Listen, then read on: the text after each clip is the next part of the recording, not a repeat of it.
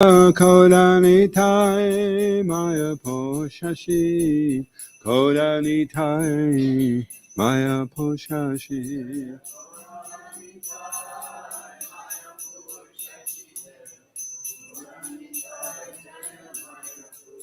Prabhupada, Prabhupada, Prabhupada, Prabhupada.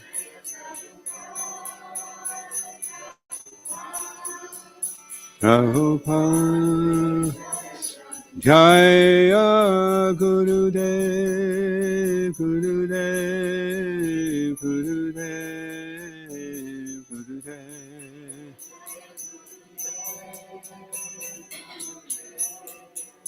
Gurudev, Gurudev. ISKCON Guru Vrinda ki jai, Srila Prabhupada ki jai, Shri Shri Karnitai Maya Poshashi ki jai. Namo Vishnu Padaya Krishna Vishnu Srimad.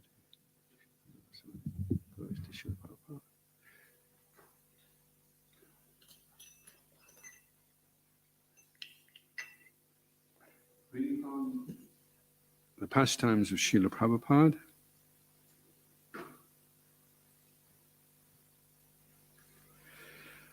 Up until the end, there were interludes of sweetness as well as displays of Prabhupada's indomitable mood of fighting for Krishna. One day, Prabhupada's sister Pishima arrived unexpectedly, and Prabhupada asked her to cook khichdi.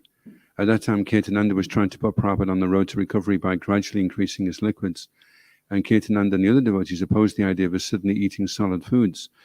But Srila Prabhupada insisted, it doesn't matter whether she cooks, whatever she cooks does good to me or bad, said Srila Prabhupada. Thank you.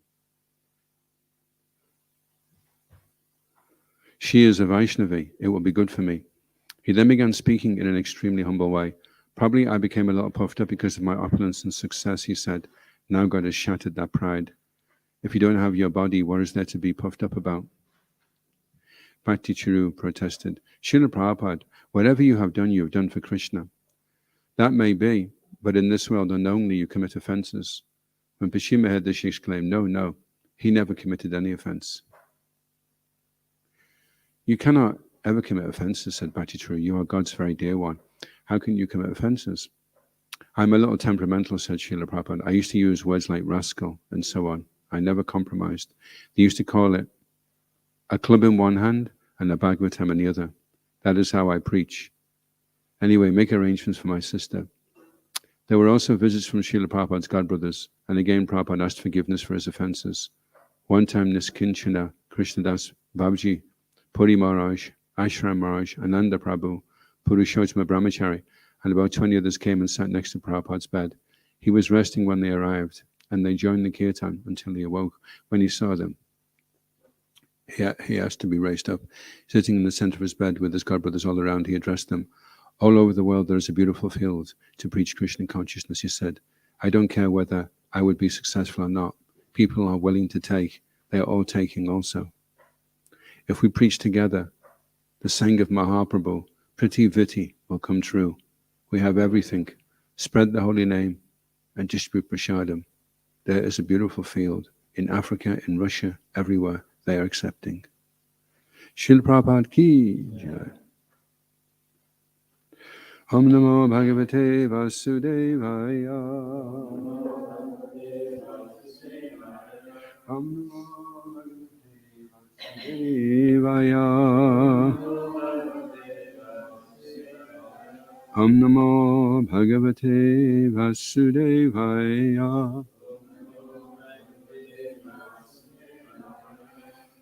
So we're reading from the Srimad Bhagavatam 7th Canto, Chapter 2, entitled Hiranyakashipu, King of the Demons, and it's text 35. Evam Vilapatinam Vai Evam Vilapatinam Vai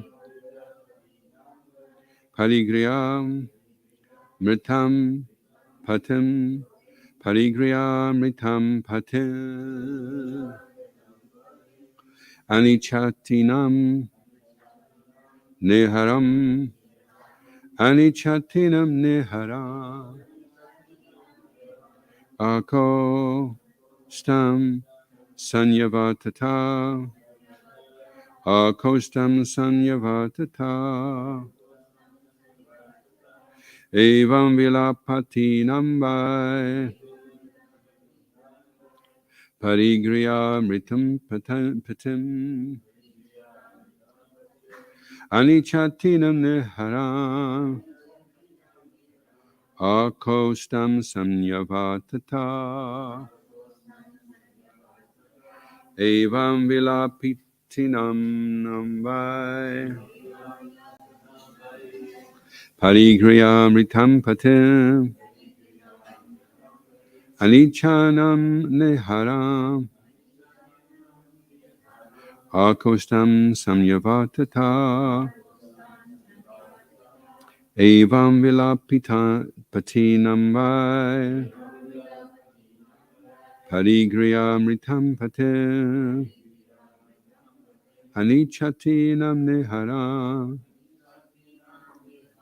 Akostam Samyavatata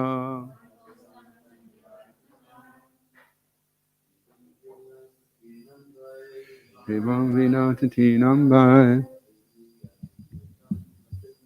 Parigriya Mritam Patim Nihara Akostam Samyavatata Evam Vilapatinam Vai Parigriya Mritam Patim Anichinam Akostam Samyavatata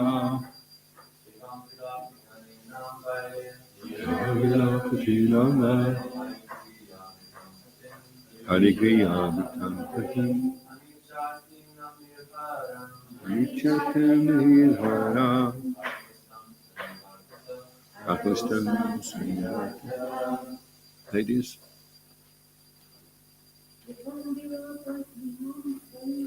Evam Vilapatinam Vai Parigriya Mritam Patim Anichaninam Niharam Akostam Samyavatata Evam Vilapatinam Vai Parigriya Mritam Patim Chaninam Niharam Akostam Samyavatata Evam. Thus Vilapitinam of the lamenting queens Vai indeed Parigriya taking on their laps Mritam the dead Patim husband Anichatinam not desiring Niharam the carrying out of the body for the funeral ceremony Akar the sun Astam the setting position Sanyavatata passed away. Translation. The time was appropriate for the body to be burned, but the queens, not allowing it to be taken away, continued lamenting for the dead body, which they kept on their laps.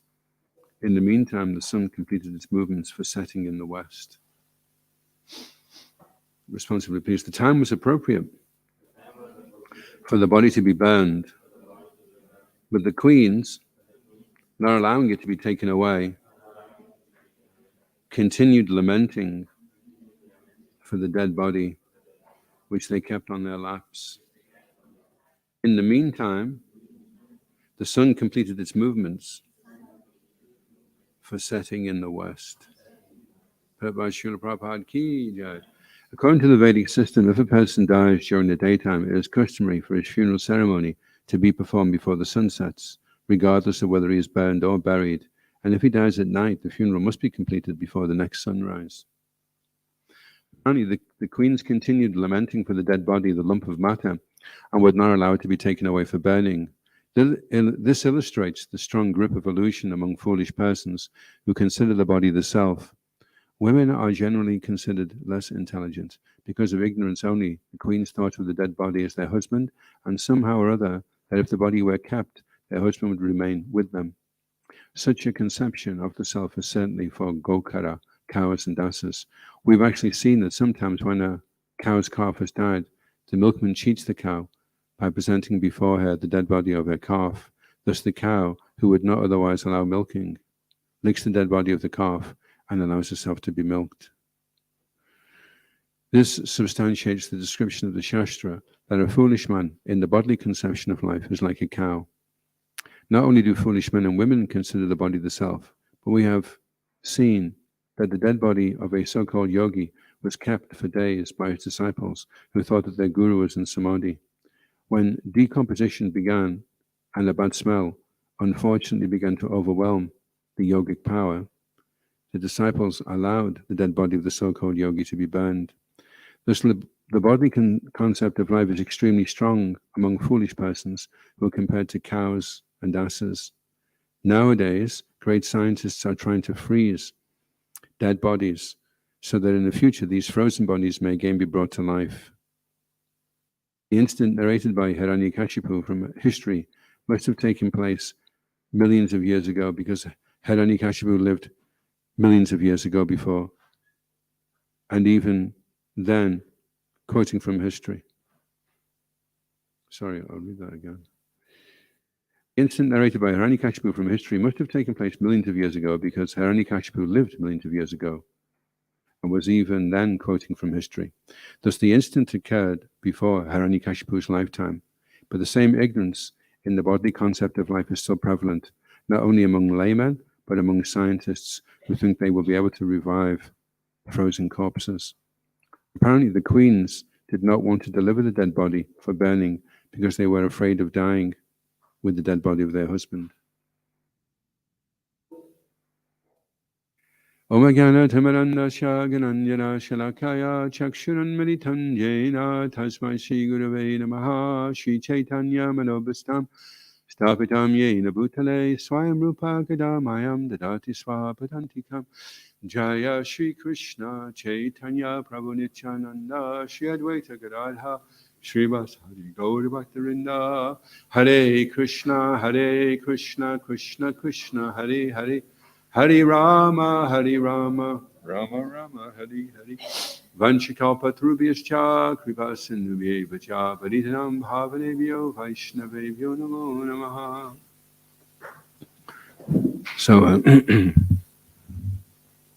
So the queens are attached to the body, and Srila Prabhupada's making the point that only foolish people who are very much in the bodily concept of life remain attached to the body after the person leaves. So that's the real standard of intelligence or education, are the students, when they're leaving the educational system, are the students aware of the difference between the dead body and the living entity inside the body? Because when they all gather around the body, they all say, John has gone. And then someone says, well, John hasn't actually gone. John's right there. He hasn't gone anywhere. And at the same time, everyone's lamenting that John has gone. So if John has gone, then that's obviously not John, whatever's been left behind.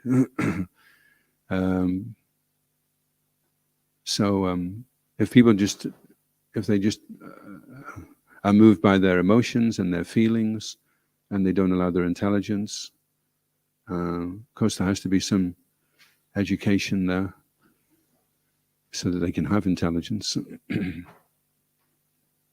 So anyway, the body is dead, and the queens are attached, and then Srila Prabhupada makes the point toward the end of the purport that apparently the queens did not want to deliver the dead body because they were afraid of dying with the dead body of their husband. That was the old system anyway. Srila Prabhupada said we don't do that anymore because I think it was in the previous purport actually. That system was being abused. So Prabhupada goes on to say how a cow can be fooled sometimes. The milkman wants to get the milk from the cow, so he cheats the milk by presenting the cow with the dead body of the calf. And then he goes on to give the example of the yogi who died, and his disciples were keeping the body until it became obvious. And then Prabhupada says, when decomposition began and a bad smell overwhelmed the yogic power, so then the disciples allowed the body to be burned. And I know years ago they were freezing bodies. Walt Disney, he had some incurable disease, and they thought that in the future they would find the cure for the disease. So they said to Walt Disney, why don't you just, we'll freeze you now, and when we found the cure for the disease, we can thaw you out and then revive you. Not such a good idea, actually, because that would, at least they would have to have done it with somebody just as a test. We're going to freeze you and bring you back. But I've never heard of that happening. Somebody got frozen to death and then they thawed him out and he was okay again. So maybe they were thinking, well, we haven't worked out how to revive you just yet from when you're frozen, but we'll work that one out as well in the future. But just give us the money for now and everything will be fine. And you're nearly dead anyway, because I think he was quite old, so they were thinking, well, you're only going to get an extra couple of years if you're lucky anyway, so you may as well just... Anyway, so from our perspective, it seems very foolish, but that's only because we've been given some divya gyan, some transcendental knowledge, so we can become more aware. At the same time, a devotee isn't callous if you're at a funeral and people are lamenting. They just don't really understand. I was reading a book actually about psychology, that what helps a lot of people get over their lamentation is a few days after the funeral, they just get this feeling that the person is still existing somewhere else. They can't quite put the finger on what it is, but the initial crying and lamentation is due to the ignorance. They have so much ignorance, and they're thinking the person's the body, but the body's there, but the person isn't there anymore, so they're confused and their emotions are coming up. And they're thinking, I'll never see this person again. I never got to say to the person how much I love you. And now I'll never get that chance. And so for so many reasons, the emotions are coming up and they're lamenting. And then a few days later, they suddenly feel positive and encouraged that the person still exists, that they exist somewhere else, and that they haven't ceased to exist. So we can lament when a great soul leaves his body, like Srila Prabhupada. The devotees were lamenting. They were crying like anything when Srila Prabhupada passed away. But that was because they wanted to be with Srila Prabhupada and ask Srila Prabhupada questions and serve him and interact with him. His disciples were very affectionate. They were prepared to do anything for Srila Prabhupada. They had so much love for Srila Prabhupada. And now that person is gone. And so that type of lamentation is good. We should feel that type of lamentation when we're separated from a great soul. In fact, Lord Chaitanya asked Ramananda Roy, where's the greatest suffering? And Ramananda Roy said, the greatest suffering is to be separated from devotees. Chanaka Pandit says something slightly different, actually. He said the greatest suffering is falling from the heavenly planets. But so yeah, there's lamentation in gross ignorance, and then there's lamentation in pure goodness. And I guess there must also be lamentation in passion. But that would be based more upon your desires. So, Srila Prabhupada's disciples did find, after Prabhupada had passed away, that they felt he was still very present. In fact, Srila Ramash was just telling us a story of how Prabhupada is still very much present in ISKCON. One devotee was doing books distributing books. So he went to pass a book to this lady, and she pushed him away, and she walked on. But as she walked on, her eye just happened to catch the cover of the book. It was the back of the book, and it was a picture of Srila Prabhupada. And she stopped, and she turned around, she looked at the book, and she said, "That's him." And the devotee says, well, did you know Srila Prabhupada? She said, no, I had a dream the other day, and this person came to me in the dream, and he said, when you're offered a book by one of my devotees, accept it. So she took the book. So Sri Ramanuj was just saying, Srila Prabhupada is still very present.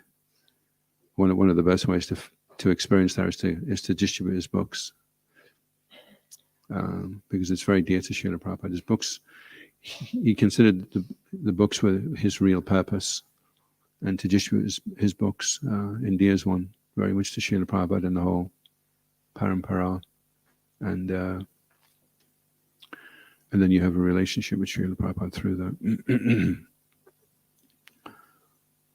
So the great scientists are freezing bodies, freezing dead bodies.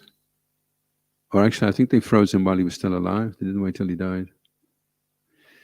So there's a fine line. There was a book we had called Coming Back. We were passing out. One chapter was called Soul Research. And it was saying that in Miami, they were putting people in glass boxes as they were dying. And sometimes when they died, the glass box would crack. So they're trying to figure out, well, what is it that goes, you know? If you look at a person's eyes as they die, there's a little spark that leaves. There's a little twinkle in the eye. And when they go, the eyes blank out. What is it? What's gone away from the body? So it'll be hard for them to find it by experimentation, because the soul is, it's a different energy than the material energy. And if you're using the material energy to try to perceive and understand spiritual energy, then it's very difficult to do that. You can see how the spiritual energy is moving the material energy, but you can't directly see the spiritual energy unless you're spiritually advanced, and then you can see so many things. Pandita samadashinaha. When one is actually learned, then he sees everybody with equal vision. Samadashinaha. Everybody he sees equally. So whether it's a cow or a human or somebody from a different country, he sees that they're all the same spiritually. Whatever species, whatever sex, whatever gender, the soul is essentially the same. Any questions or comments? Yes, Ashish.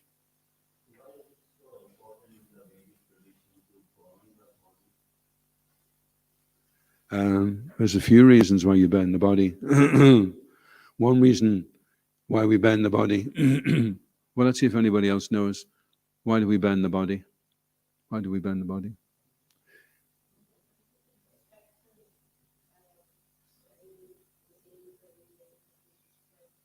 Yeah. And from the cultural perspective? Why do we burn the body?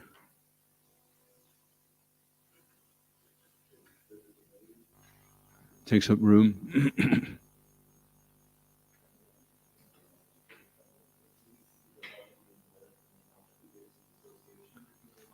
Yeah, that's another one actually. Yeah, if you've ever been to one, yeah. Make sure they're dead. Yeah. Yeah, that's another one. If you don't like the person, is he dead? Well, throw him on the fire anyway. Yeah, that's another one. Another reason is the person inside the body is quite confused. And he doesn't know. He doesn't, I mean, he's aware that there's some problem here. But the only thing he knows himself as is the body. So he'll hang around the body after death because he's attached to the body. What is called a ghost is basically it's a subtle body which is wearing the gross body. So when the gross body breaks down, the subtle body is still functioning fine. And because of the attachment, then it may hang around the body. So if it sees the body being burned, then it realizes, okay, this chapter is over. I need to move on. So another reason. And having been to a funeral ceremony one time in Mayapur and seeing what takes place, and you see how the body, eventually the skeleton starts to come through as the flesh drips off like fat. And then you start realizing that can't have been, that's not the person that I loved. That's not Auntie Jessie. You're really sad that Auntie Jessie's died, and then you realize, well, that's definitely not Auntie Jessie. So it helps you to break identification with the person. Because you're identifying with the body, but it's only the very outer skin of the body that you're identifying with. As soon as you go a little bit down inside the body, there's blood there, and there's all kinds of things, mucus and bile, and then it becomes more and more disgusting.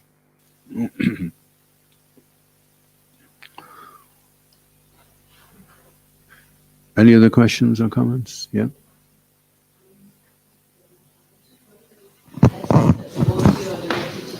What should be our mindset or our thoughts, maybe in a funeral ceremony, or if we are in a funeral ceremony of a non-devotee family, or when everybody is lamenting, and what should be our thought process? Well, for us, a devotee is praying for the well-being of the soul that's departed, that they go to a good destination. And that's very helpful. They say that God especially answers the prayers for somebody else. When you're praying for yourself, he's inclined, but he's more inclined to listen to the prayers that are being offered for somebody else. So it may be that you had some resentment toward that person, and you decide now you're gonna be his well-wisher, and you're gonna see it in a different light, in a more kind of loving and appreciative way. So you don't hold any grudge, and you hope that soul will move on now to a very auspicious destination. So that's how. And if it's somebody, if it's your spiritual master who leaves, then you're praying that you can join him wherever he is, and associate with him again and serve him.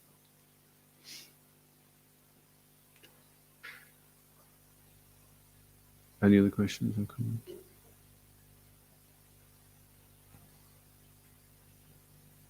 Yeah.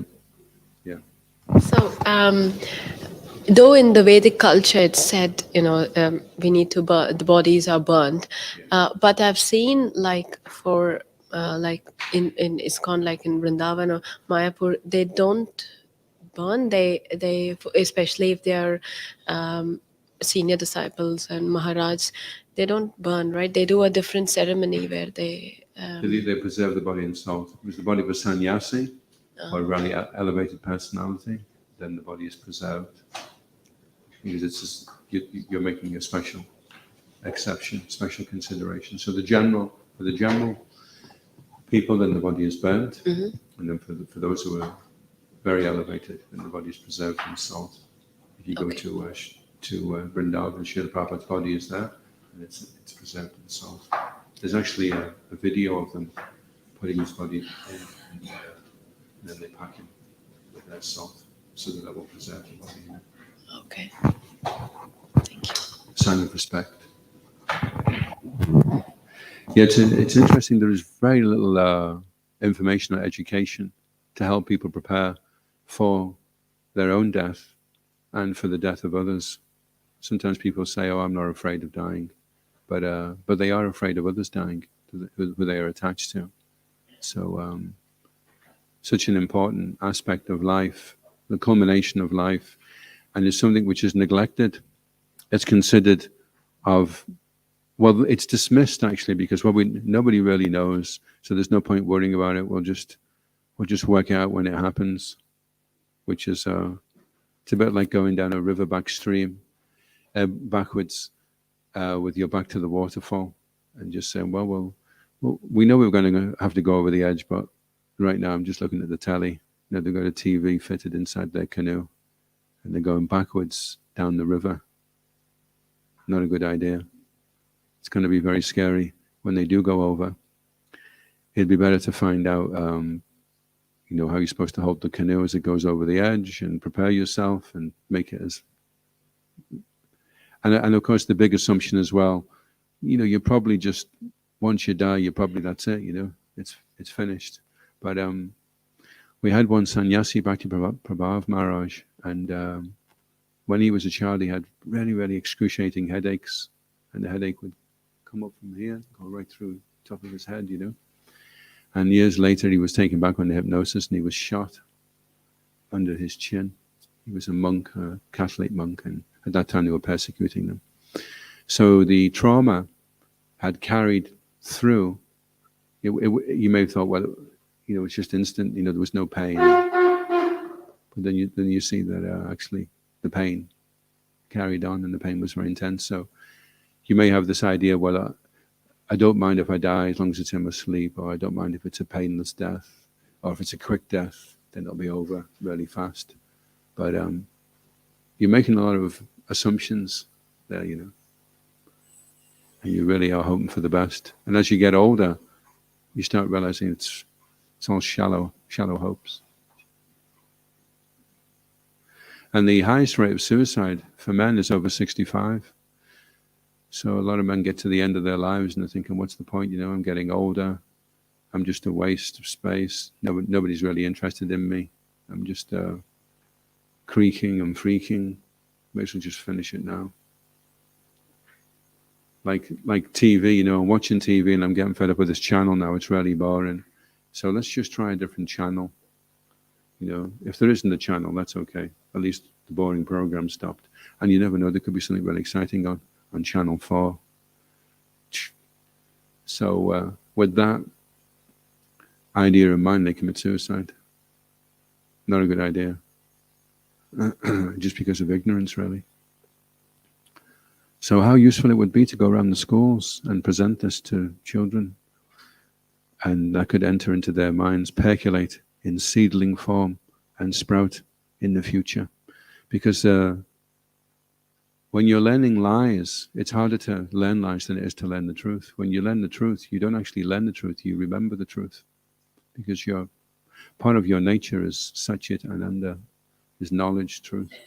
So you are inherently made up of truth. You're blissful, you're eternal, and you're made up of truth. So if somebody teaches you the truth, all they're really doing is revealing what you already know.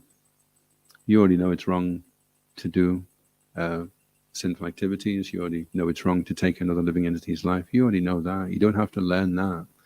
But you've forgotten that. Like they asked Srila Prabhupada, what have you come to teach us in the West? He says, I've come to teach you what you have forgotten. I've come to teach you about God.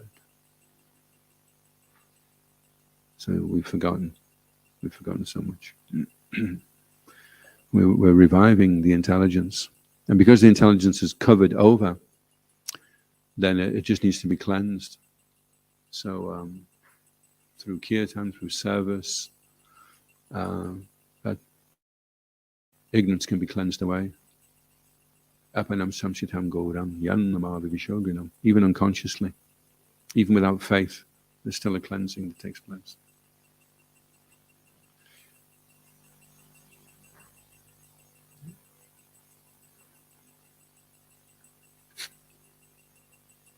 Bro, thank you.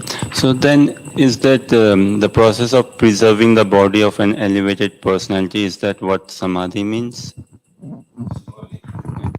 Samadhi is when there's different stages of yogic meditation, and then samadhi is when you become so absorbed, you go completely into your swarup, who you are, your lila, like the Goswamis were doing all the time.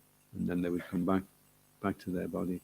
But their body wasn't dead. It was just, they were somewhere else. Then they came back into their body.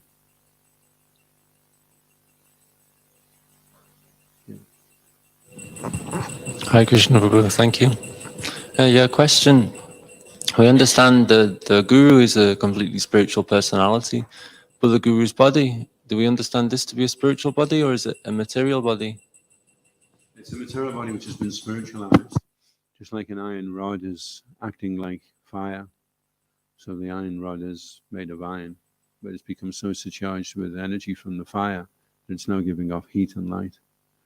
So spiritual master's body is material, but because it's being used fully in Krishna's service, it's fully spiritualized. Just like prasadam. I mean, you could say the porridge this morning is just the same as the porridge down the road.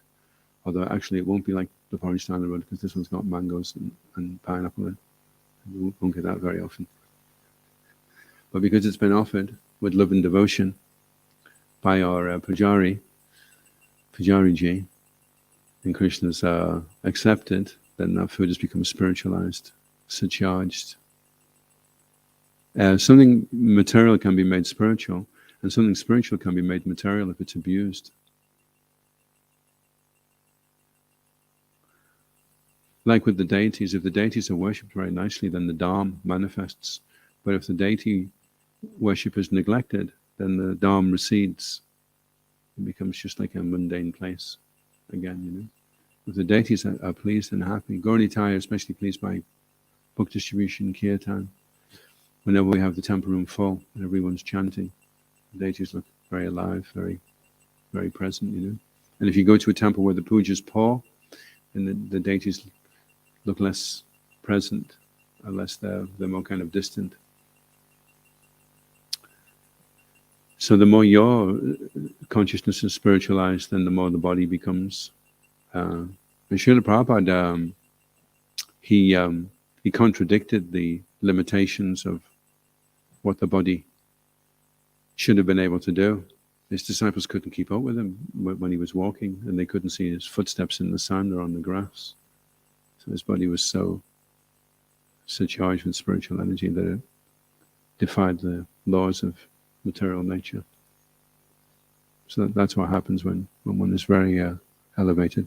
Just like when you're in India, you can see it's physically impossible that amount of people can be riding on such a small vehicle and for it to still continue without toppling over, defying the laws of nature.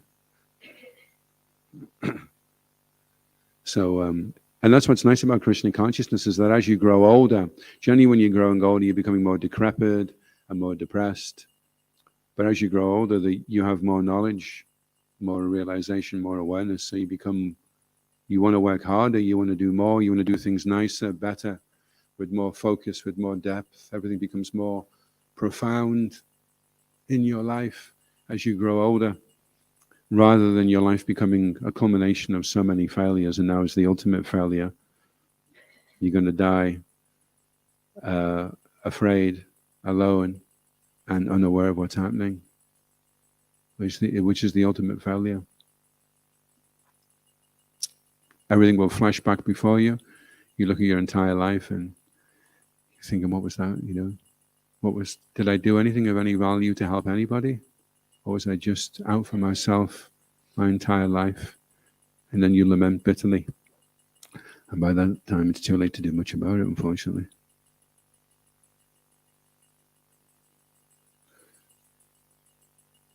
Yeah. How can we define what is a good death and what is a bad death? Well, the body's got 9 gates, and the sun rises in the east, so the eastern gates are all facing the sun when it rises. But there's a western gate, and that's the anus, that's facing the west. And that gate's inauspicious. So when you leave the body, you leave through one of the gates in the body. Unless you're a yogi, then you can leave through the top here, the Ramarandra.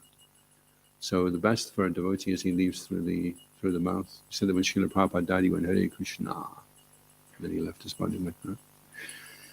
But if you leave through the western gate, then that's down into the hellish planets. And it's very, very painful to leave the body that way. So if a very elevated person leaves the body, then there's no mess. If a person is very degraded and sinful, then it's a very messy affair when they leave the body.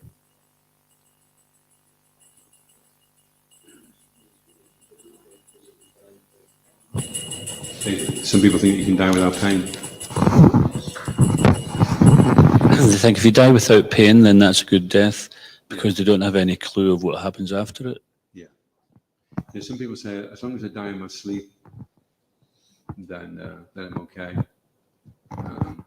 I used to have this recurring nightmare when I was a kid, that I was dying in my sleep, but the bed was tilting back, and I was sliding down into the hellish planets. So maybe that's what happened the last time. I don't know. So yeah, it's a big illusion. It's a big illusion to think that you can die painlessly.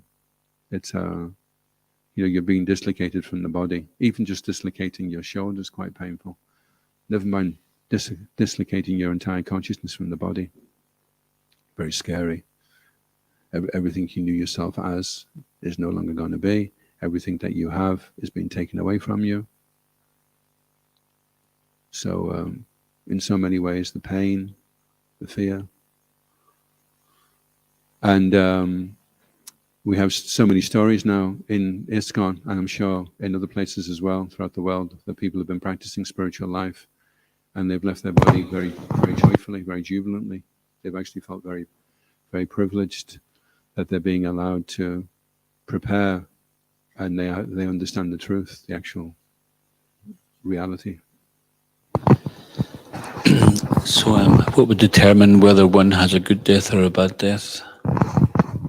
So how would you discriminate between a good death and a bad death? So one way you would do that is you would look at the person's life. How has he led his life?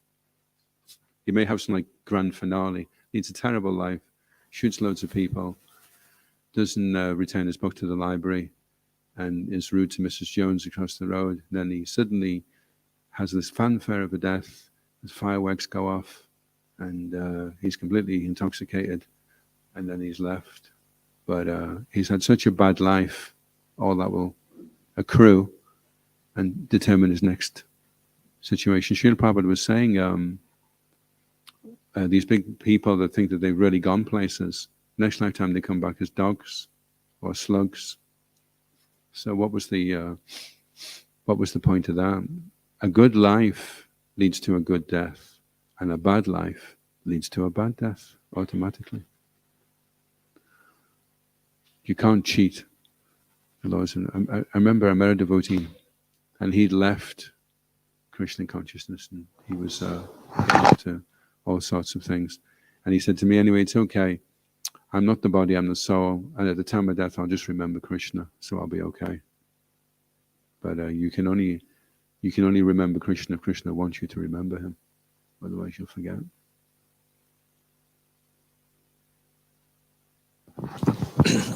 So is it subjective then as to what is good and what is not good? Can we make up our own morals and make our own rules up, and that's good enough? Or is there some definite thing which is good and which is not good? Just because laws are subtle doesn't make them subjective. It's like you can have a gross law.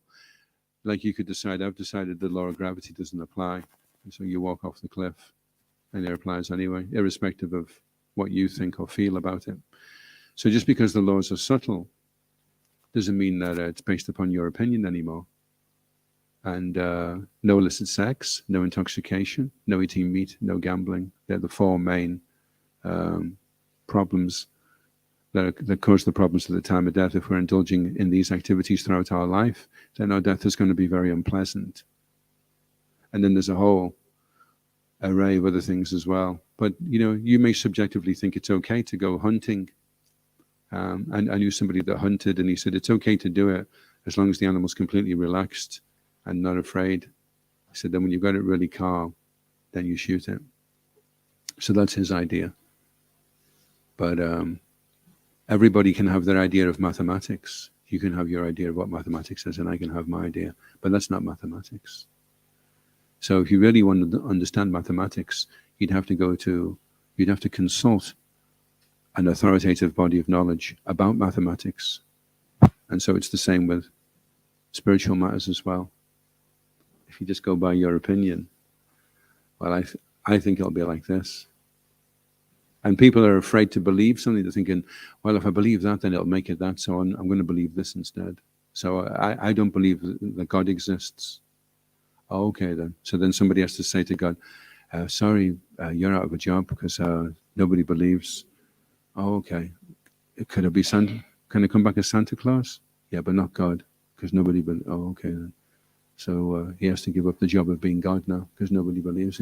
He's God independently of what people are thinking and believing. Same as all the laws as well. So just because you can't see how the law of karma works, and you think you're getting away with it, and that's how a demon thinks. I have killed him, and in the future I will kill him also. So he's thinking he's getting away with it, but you don't get away with anything in the material world. Every pleasure has its price. Everybody has to pay the pound of flesh. You know that story, the Merchant of Venice? So everything has its price. It's like there's a tsunami right now. We were doing a mental health first aid course, and there's a tsunami right now of cocaine. It's coming in everywhere. I was up in Banff, and the boy was telling me there he couldn't get into the loo because there was a huge queue of people waiting to go in the cubicle so they could snort some cocaine. So there's like this huge line of people. And that's just in this tiny little town called Banff, you know, because it's coming in off the boats. So what that does, unfortunately, is it creates a huge mental health problem because the way cocaine works is it makes you go really high. And then eventually, when you do come down, you don't just go back to being normal. You have to go down however much you went high. And then that's like extreme problems, you know, really. Whatever it was that you were trying to forget and get away from is now back 3 or 4 times stronger than it was before. And you were finding it difficult to cope then. So now it's going to be so much more difficult to deal with. So you're thinking, well, I can break the laws of nature because the laws of nature are telling me today I should be feeling really down. And rather than doing the work, the discipline to be proactively happy, I'm just going to take this chemical and then I go right up there. But it's not solved the problem because wherever the unhappy problem was, that comes back uglier than ever when the chemicals wear off. And you're weaker now to deal with it. The mind is like a muscle. It needs to be strengthened and trained. We have to become resilient and we have to have the mind disciplined. So the more you're giving into the mind, giving it drugs and antidepressants, it's just making the mind less controllable when everything wears off. Especially at the time of death, because at the time of death, everything wears off. Whatever it is you were taking, or whatever it is you were doing, you can't do or take. And it's just you, the naked you, coming out now. And having to face the music.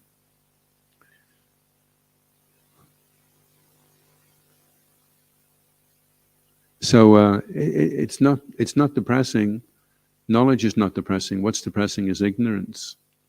So to have knowledge is great. You know, imagine that you're aware of it. You know, when I was a kid, I was so frustrated. I used to get deja vu, and I knew what the sequence of events were going to be before they happened, and I couldn't break it. You know, whatever it was I said or did became part of the sequence. So it was this horrible feeling of not being in control of my destiny. Everything, I'm just being swept along by some predetermined force, you know. So how wonderful to be able to step outside of what was predetermined for you. This was your destiny. Like we had one devotee had his hand read, and that's your lifeline. So if it comes down here, like 70, 80, around here, 90, 100, and this lifeline stopped there. It was just right the way along and just stopped there. So the guy's looking at his hand, the astrology says, when you were about 45, did you have something happen to you? Like really, he said, yeah, I was in a crash and my collarbone got broken. He said, and the astrologer says, well, that's when you should have died. But because you're a devotee then, you've carried on past that point. So you do spiritual things, you do something to please Krishna, then all these lines disappear. And then it's clear, then you're free to go ahead and break free from your karma and not have to take birth again. Quick one, about 60 seconds. And well, this is a question from Gandaki Prabhu. Is there any hope for a materialistic to have a good death if they are not devotees? Well, that's Srila Prabhupada said at the Rath Yatra, it was a Rath Yatra in America, and a lot of the people that attended were hippies, and over half of them that were there were high on LSD. And Srila Prabhupada made an announcement. He said, everybody who has attended this Rath Yatra will go back to Godhead in this lifetime. So he gave them a special blessing. So if you want to create good fortune for people, then Rath Yatra prasadam distribution, book distribution will certainly help them. And because whatever they're doing is namabas, whatever chanting they're doing is namabas, there's no offense because they don't know what an offense is to make. Like Ajamil, although he was sinful, he didn't make any offenses because he wasn't sinning on the strength of the holy name. So that namabas category, that means there are so many people who are innocent, and just by taking prasadam and seeing the chakra from Lord Jagannath, then anything could happen. The Lord is independent. He can do that. So we'd like to create more and more opportunity for others so that they get that special blessing, you know. ISKCON Guru in the key. Jai. Prabhupada key. Jai. Gaura Premanandi Hari Hari Bol. Hare Hare Bol. His Grace Adhoksaja Krishna Prabhu ki Jai.